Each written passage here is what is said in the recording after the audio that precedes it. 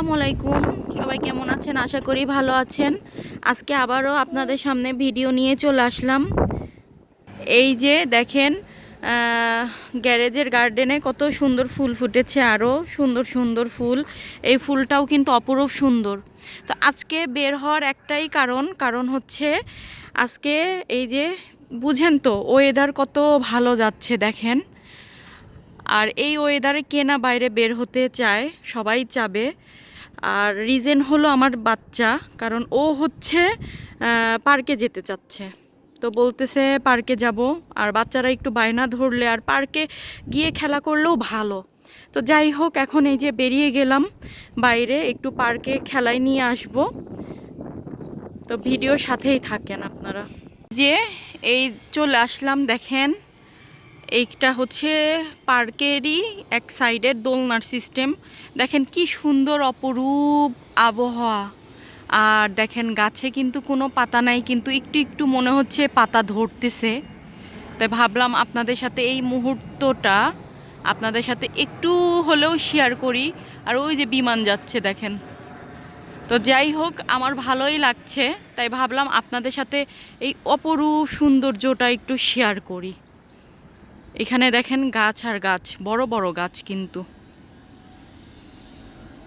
খুবই ভালো লাগছে, দুর্দান্ত কিন্তু লাগছে। আপনাদের কেমন লাগছে অবশ্যই কিন্তু জানাতে কিন্তু ভুলবেন না। আশা করি ভালো লাগছে আপনাদেরকেও। দেখেন আপনাদের একটু আমি দেখাই, আমি কিন্তু পার্কে থেকে এসছি। তারপরে এই যে মাংস ভিজায় রাখছি। তো আমি এই যে মাংস রান্না করব, এটা হলো খাসির মাংস। তো এটা সুন্দর মতো ধুয়ে আর সব কিছু গুছিয়ে তারপর রান্নাতে চলে যাব। আপনাদের একটু সুবিধার্থে বলি, এই যে দেখেন খাসির মাংসটা আমি সুন্দরভাবে ধুয়ে নিয়েছি। আর মাংস আজকে কিন্তু একদম অল্প। এটার কারণ হচ্ছে আমি আজকে আলু দিয়ে রান্না করব মাংস। খাসির মাংস মূলত আমি আলু দিয়ে রান্না করি না, আর বাসার কেউ পছন্দও করে না।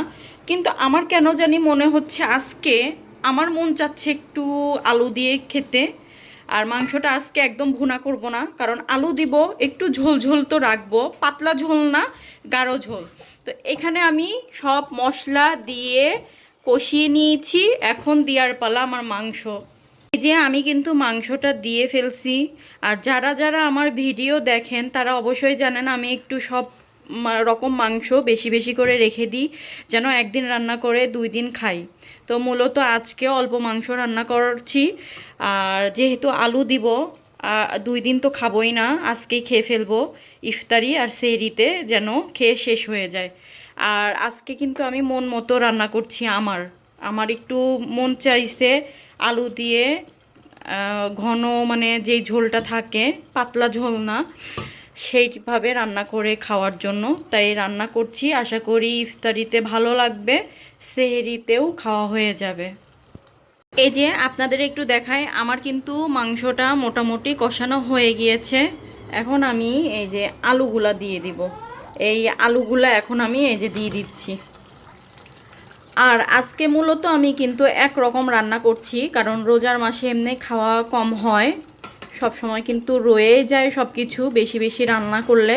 এই জন্য আমি একরকম রান্না করছি, যেন আমার থেকে না যায়, খেয়ে ফেলা যায়। এই জন্য একরকম রান্না করছি। আসলে রোজা থেকে ইফতারি বা সেহরিতে এত খাওয়া যায় না।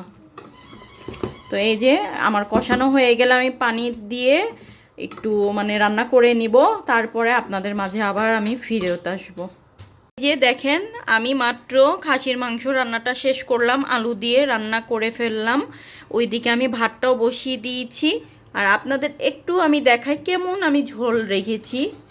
এই যে দেখেন ঝোলটা কিন্তু সেম এই যে এরকম রেখেছি।